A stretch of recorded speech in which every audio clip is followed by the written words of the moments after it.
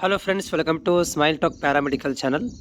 Friends, ಜಿಲ್ಲಾ ಆರೋಗ್ಯ ಮತ್ತು ಕುಟುಂಬ ಕಲ್ಯಾಣ ಇಲಾಖೆ ಸಂಘ ಬಾಗಲಕೋಟೆ ಜಿಲ್ಲೆ ಇವರ ವತಿಯಿಂದ ಏನು ಮಾಡಿದೆ ಅಂದರೆ DHO ಬಾಗಲಕೋಟೆಯವರ ವತಿಯಿಂದ NHM ಅಡಿಯಲ್ಲಿ ವಿವಿಧ ಹುದ್ದೆಗಳನ್ನು ಕರೆಯಲಾಗಿದೆ. ಅದರಲ್ಲಿ DMLT ಕಂಪ್ಲೀಟ್ ಆದರೂ ಕೂಡ ಒಂದಷ್ಟು ಹುದ್ದೆಗಳನ್ನು ಕರೆಯಲಾಗಿದೆ. ಈ ವಿಡಿಯೋದಲ್ಲಿ ನಾನು NHM ಅಡಿಯಲ್ಲಿರುವಂತಹ ಬಾಗಲಕೋಟೆ ಜಿಲ್ಲೆ NHM ಅಡಿಯಲ್ಲಿ ಏನು ಹುದ್ದೆಗಳನ್ನು ಕರೆದಿದ್ದಾರೆ DMLT ಅದರ ಬಗ್ಗೆ ಮಾಹಿತಿಯನ್ನು ಕೊಡ್ತೇನೆ. ವಿಡಿಯೋ ಪೂರ್ತಿಯಾಗಿ ಕೇಳಿ ನೋಡಿ. ಜೊತೆಗೆ ಚಾನಲ್ ಹೊಸಬರಾಗಿದ್ದರೆ ಚಾನಲ್ ಸಬ್ಸ್ಕ್ರೈಬ್ ಮಾಡಿ.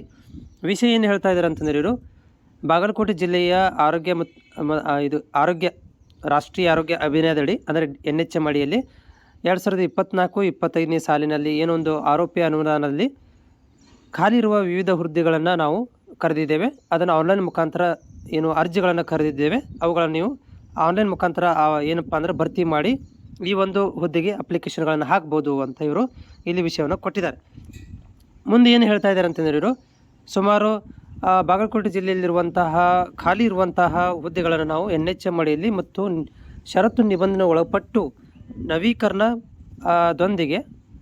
ಅಂದರೆ ನವೀಕರಣದ ಷರತ್ತುಗಳೊಂದಿಗೆ ತಾತ್ಕಾಲಿಕ ಹುದ್ದೆಗೆ ಗುತ್ತಿಗೆ ಆಧಾರದ ಮೇಲೆ ರೋಸ್ಟರ್ ಕಮ್ ಮೆರಿಟ್ ಆಧಾರದ ಮೇಲೆ ಭರ್ತಿ ಮಾಡಿಕೊಳ್ಳೋದು ಡಿಸೈಡ್ ಮಾಡಿದ್ದೇವೆ.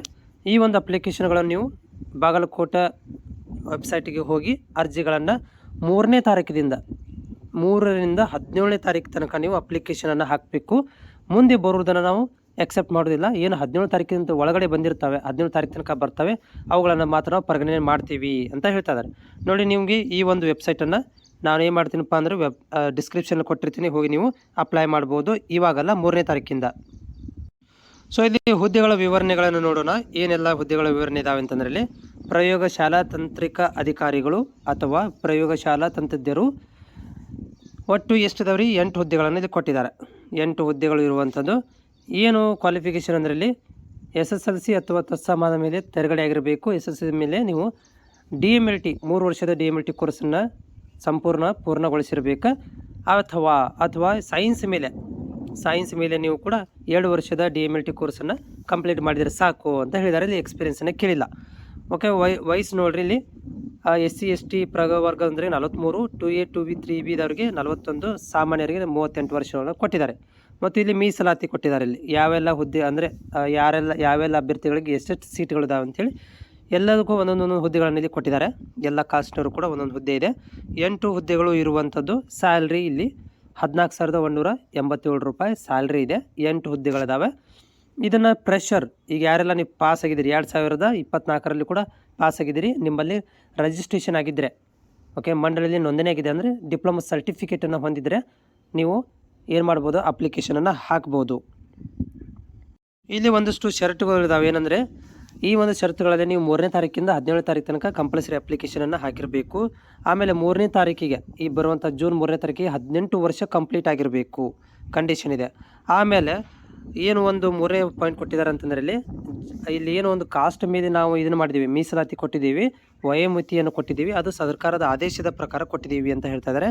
ಆಮೇಲೆ 4ನೇ ಪಾಯಿಂಟು, ಹುದ್ದೆಗೆ ಅನುಗುಣವಾಗಿ ನೇಮಕಾತಿಯನ್ನು ನೀವು ಬರಬೇಕಾಗತ್ತೆ. ಮತ್ತು ನೀವೇನಾದರೂ ತಪ್ಪು ಮಾಹಿತಿ ಕೊಟ್ಟಲ್ಲಿ ಅದನ್ನು ನಾವು ಕ್ರಿಮಿನಲ್ ಮೊಕದ್ದಮೆಯನ್ನು ಹಾಕ್ತೀವಿ ಅಂತ ಹೇಳ್ತಾ ಇದ್ದಾರೆ. ಆಮೇಲೆ ಒಂದು ಹುದ್ದೆಗೆ ಒಬ್ಬನೇ ಅರ್ಜಿಯನ್ನು ಸಲ್ಲಿಸಬೇಕಾಗತ್ತೆ. ಓಕೆ, ಆಮೇಲೆ ಎಲ್ಲ ಹುದ್ದೆಗಳು ಗುತ್ತಿಗೆ ಆಧಾರದ ಮೇಲೆ ಮತ್ತು ತಾತ್ಕಾಲಿಕವಾಗಿರ್ತವೆ. ಇಲ್ಲಿ ಯಾವುದೂ ಕೂಡ ಪರ್ಮನೆಂಟ್ ಇರೋದಿಲ್ಲ. ಆಮೇಲೆ ಪರ್ಮನೆಂಟ್ ಅಂತೇಳಿ ನೀವು ಜಗಳ ಮಾಡೋ ಹಾಗಿಲ್ಲ ಅಂತ ಇಲ್ಲಿ ಕೊಟ್ಟಿದ್ದಾರೆ. ಆಮೇಲೆ ಪ್ರತಿ ವರ್ಷ ಕೂಡ ಜೂನ್ 31ಕ್ಕೆ ಏನಾಗುತ್ತೆ ಅಂತಂದರೆ, ಇದು ಹುದ್ದೆಯ ಒಂದು ವಯೋಮಿತಿ ಮುಗಿದು ಹೋಗುತ್ತೆ, ರಿನ್ಯೂವಲ್ ಕಾಂಟ್ರಾಕ್ಟ್ ಮುಗಿದು ಹೋಗಿಬಿಡುತ್ತೆ ಅಂತ ಹೇಳ್ತಾ ಇದ್ದಾರೆ. ಆಮೇಲೆ ಪರಸ್ಪರ ವರ್ಗಾವಣೆ ಒಂದೇ ಟೈಮ್ ಇರ್ತದೆ. ಆ ಗುತ್ತಿಗೆ ಆಧಾರದ ಮೇಲದಲ್ಲಿ ಇದ್ದಾಗ ನೀವು ಪರ್ಮನೆಂಟ್ ಜಾಬ್ ಕೊಡಿ ಅಂತ ಕೇಳಕ್ಕೆ ಬರೋಂಗಿಲ್ಲ. ಆಮೇಲೆ ಜಗಳನೂ ಮಾಡೋಕ್ಕೆ ಹೋಗಬಾರ್ದು ಅಂತ ಇಲ್ಲಿ ಕಂಡೀಷನ್ ಹಾಕಿದ್ದಾರೆ. ಮತ್ತು 500 ರೂಪಾಯಿ ಬಾಂಡ್ ಪೇಪರಲ್ಲಿ ಬರೆದು ಕೊಡಬೇಕು ಕಡ್ಡಾಯವಾಗಿ. ಅಂದರೆ ಒಂದು 500 ರೂಪಾಯಿ ಬಾಂಡ್ ಪೇಪರ್ ನೀವು ಆರೋಗ್ಯ ಇಲಾಖೆಗೆ ಸಬ್ಮಿಟ್ ಮಾಡಬೇಕು, ಬರೆದು ಕೊಡಬೇಕು. ಆಮೇಲೆ ಕನ್ನಡ ಮೀಡಿಯಮ್ 1 to 10 ತನಕ ಇರಲೇಬೇಕು. ಆಮೇಲೆ ಗ್ರಾಮೀಣ ಮಾಧ್ಯಮ 1 to 10 ತನಕ ಇರಲೇಬೇಕು. ಆಮೇಲೆ ವೇಟಿಂಗ್ ಲಿಸ್ಟಲ್ಲಿ ಇಟ್ಟಿರ್ತೀವಿ, ಅಲ್ಲಿ ಯಾರೂ ಬರಲಿಲ್ಲ ಅಂದರೆ ಮುಂದಿನ ಅಭ್ಯರ್ಥಿಯನ್ನು ಪರಿಗಣನೆ ಮಾಡ್ತೀವಿ ಅಂತ ಹೇಳ್ತಾ ಇದ್ದಾರೆ. ಓಕೆ, ಇವೆಲ್ಲ ಹುದ್ದೆಗಳನ್ನು ಕೊಟ್ಟಿದ್ದಾರೆ. ಇದನ್ನು ನೀವು ನೋಡ್ಕೋಬೋದು ಮತ್ತು ಓದ್ಕೋಬೋದು.